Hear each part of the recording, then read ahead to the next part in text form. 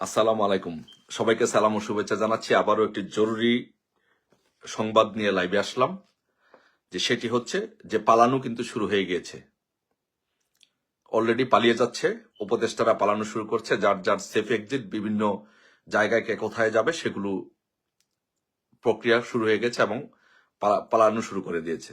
আজকে বাংলাদেশ টাইম বিকাল 4টায় ফ্লাইটে করে ব্যাংককে পালিয়েছেন উপদেষ্টা আসিফ মাহমুদ, উপদেষ্টা মাহফুজ এবং তার সাথে ছিলেন মোয়াজ্জেম হোসেন এবং আব্দুল আহাদ নামে তাদের সহযোগী। এই দুইজন উপদেষ্টা এবং এরা বাংলাদেশ থেকে আজকে ব্যাংককে পালিয়েছে। সো ইনশাল্লাহ পালানোর প্রক্রিয়া শুরু।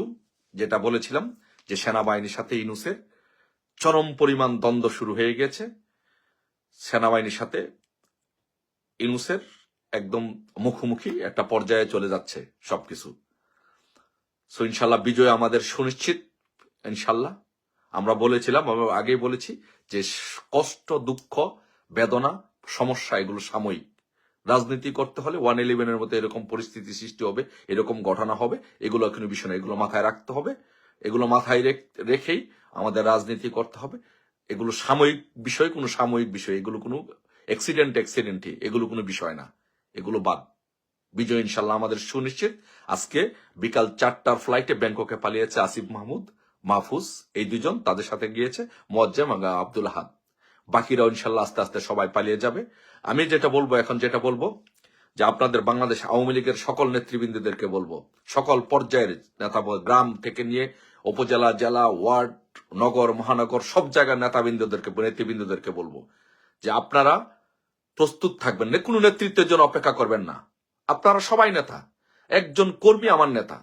গ্রামে গঞ্জে যে যেখানে আছেন প্রত্যেকে সবাই সবার নেতা। এখানে কোনো বিষয় না যে কে নেতৃত্ব দিবে, কে অর্ডার দিবে, আপা অর্ডার দিলে আমি এটা করবো, আপা অর্ডার না দিলে এটা করবো, এগুলো কোনো বিষয় না।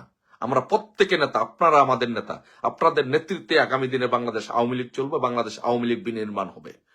আপনাদের নেতৃত্বে এই বাংলাদেশ আওয়ামী লীগ সুসংগঠিত হবে, আওয়ামী লীগ নিফর্ম হবে।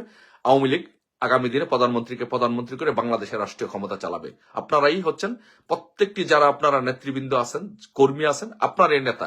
এই পরিস্থিতিতে বাংলাদেশে আওয়ামী লীগের নেতৃত্ব তৈরি হবে। আপনারা নেতৃত্ব দিবেন, এই দেশকে ইউনূসের হাত থেকে রক্ষা করবেন।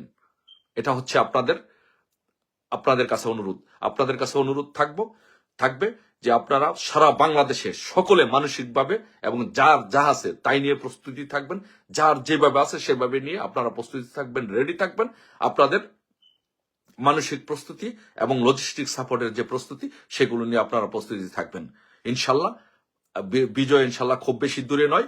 ইনশাল্লাহ আমাদের অচিরে, আমরা যদি যে মেকানিজম হচ্ছে, যে কাজগুলো হচ্ছে, সেই কাজগুলো যদি সঠিকভাবে আমরা প্রয়োগ করতে পারি, সেই কাজগুলো সঠিকভাবে যদি ব্যবহার করতে পারি, আমরা যদি সকলে ঐক্যবদ্ধভাবে আওয়ামী লীগের নেতৃবৃন্দ কারো জন্য অপেক্ষা না করে, কারো সাথে কেউ না লেগে, কারো পিছনে কেউ না লাগে, আজকের এই পরিস্থিতিতে আমি আরেকটি কথা আওয়ামী লীগের নেতৃবৃন্দদেরকে বলবো, আপনাদেরকে বলবো, আওয়ামী লীগের কোন নেতাকর্মীর প্রতি কেউ কারো কোনো ক্ষোভ, দুঃখ, কষ্ট, বেদনা রাখবেন না। যদি কোনো বেদনা, আওয়ামী লীগের যদি কোনো নেতৃবৃন্দের, বঞ্চিত অবহেলিত কোনো নেতৃবৃন্দের যদি কোনো ক্ষোভ থাকে, দুঃখ থাকে, কষ্ট থাকে, সেটা আমার দীর্ঘদিন রাজনীতি করার ফলে এই রাজনীতিতে কিছু পাইনি। তারপর আমি বলবো যে আমাদের আজকের এই দিনে আমাদের কারো প্রতি কোনো দুঃখ, বেদনা, কষ্ট, ক্ষোভ কোনো কিছু নেই। সবাই আমাদের ভাই। নিজের ভাইয়ের সাথে নিজের দ্বন্দ্ব হয় না, নিজের পরিবারের সাথে দ্বন্দ্ব হয় না, নিজের ভাই নিজের সাথে ঝগড়াঝাটি করে না, করে।